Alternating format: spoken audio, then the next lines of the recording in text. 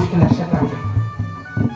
धोंडीराम पाटलाची बायको म्हणली, देवा काय पाप केलं होतं, एवढी गरिबी आमच्या वाटेला आणलीस. लेकरांच्या तोंडावरनं हात फिरवत माता डसा डसा रडू लागली. नवरा बायको रात्रीच्या 12ला झोपी गेले आणि झोपीला गेल्यानंतर रात्रीच्या 1 वाजल्या, रात्रीच्या 2 वाजल्या आणि रात्रीच्या 3ला म्हणजे पहाटे 3ला जगाचा मालक माझा बाळूमामा त्या धोंडीराम पाटलाच्या स्वप्नामध्ये गेले. मामा काय म्हणतायत मामा, ए धोंड्या, अरे राजाच्या कोणाच्या जीवावर उठलास?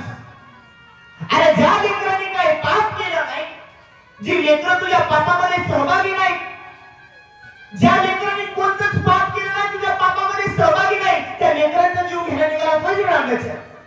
ए धोंड्या, बाळू धनगराकडे ये, या बाळूमामाकडे ये. तुझ्या गरिबीच्या मुस्करात पायता जर नाही मारल्या तर बाळू धनगर जगात नाव सांगणार.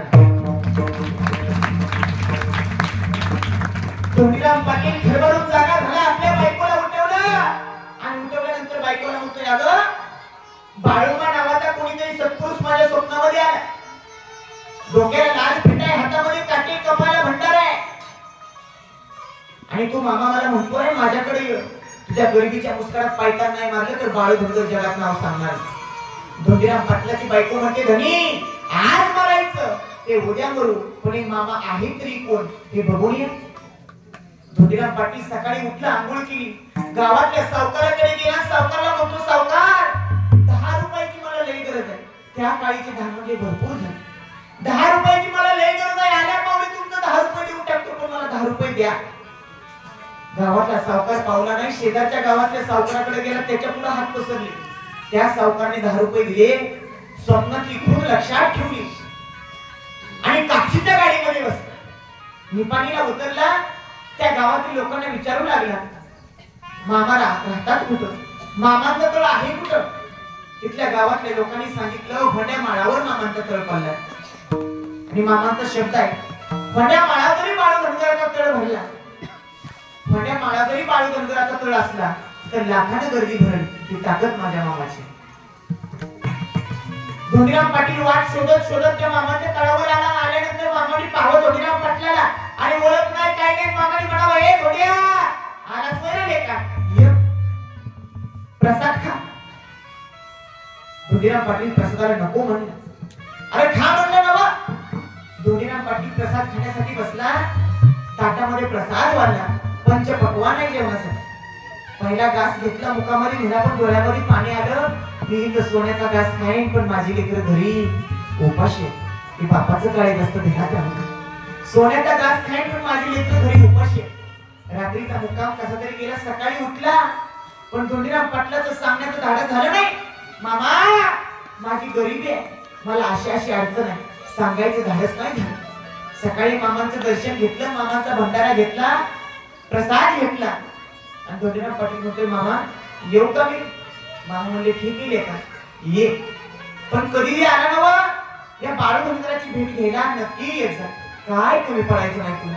अरे ज्यांना माझ्या तंबूकडची वाट धरली, ज्यानं बाळू धनगराचा रस्ता धरला, त्याच्या वाटेतलं काटं कुठं कसं बाजूला सारायचं आणि त्याचं संकट कसं माघारी पळवायचं ही बाळू धनगरला चांगलं माहितीये. ये लेका. भंडाऱ्याचा आशीर्वाद घेतला आणि धोंडीराम पाटील गावाकडे निघाला. पण एसटीत बसल्यानंतर विचार काय चालू, काय उपयोग झाला मामांकडे येऊन?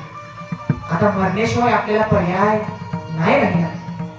गावामध्ये उतरला, घराकडचा रस्ता पकडतोय आणि रस्त्याने चालता चालता मनात विचार आहे, अरे घरी गेल्या मला काय पाहायला मिळेल?